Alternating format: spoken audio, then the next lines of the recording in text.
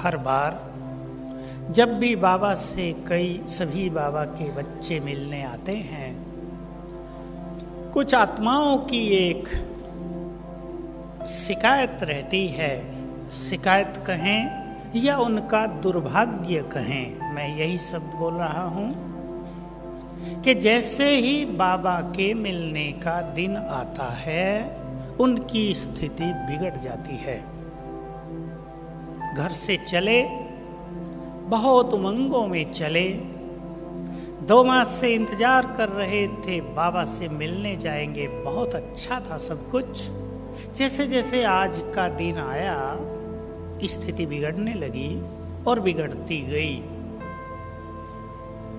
कारण एक ही है कि पूर्व जन्म का कोई विशेष पाप कर्म आत्मा को प्रभु मिलन के सुख से रोक रहा है।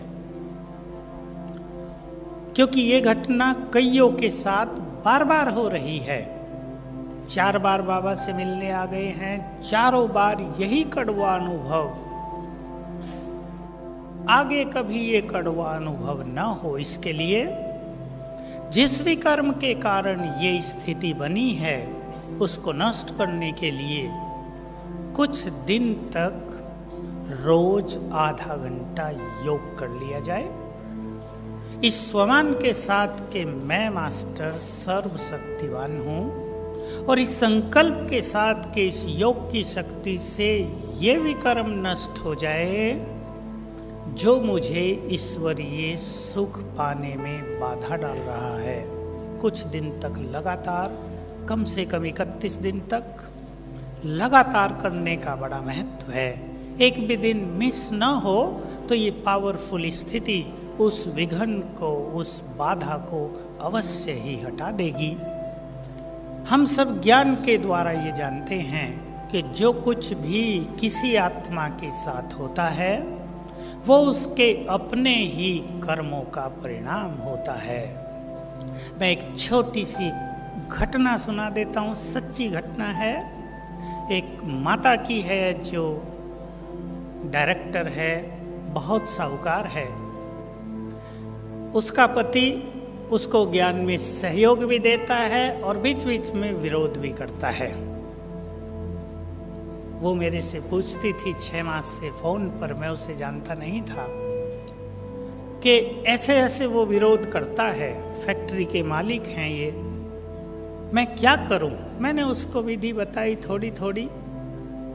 एक हंसी की विधि मैं आपके सामने रख दूं जो मैं उसको कहा।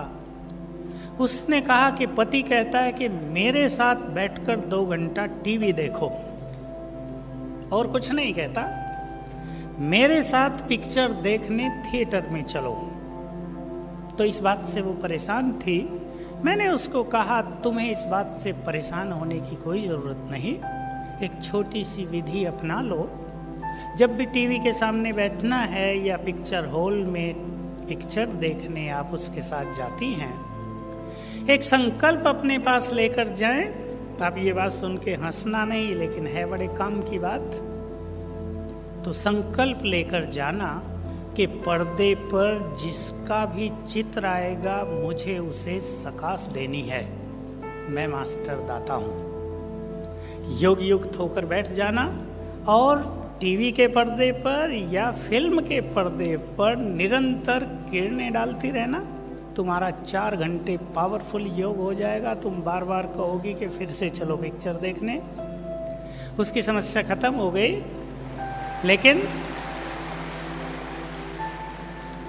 अभी वो बाबा से मिलने आई एक ग्रुप में, तो उसने मुझे बताया, परिचय दिया कि मैं ही वो माता हूँ। मुझे उसका पता नहीं था, मैं उसे जानता नहीं था। तो कहा मुझे बाबा ने स्वरूप दिखा दिया, साक्षात्कार जैसा करा दिया, सेमी ट्रांस जैसा। क्या? कि ये जो तुम्हारा पति है, ये पिछले जन्म में शेड्यूल कास्ट से था। भारत में, भारत वाले इसको जानते हैं। और तुम थे एक मंदिर के पुजारी।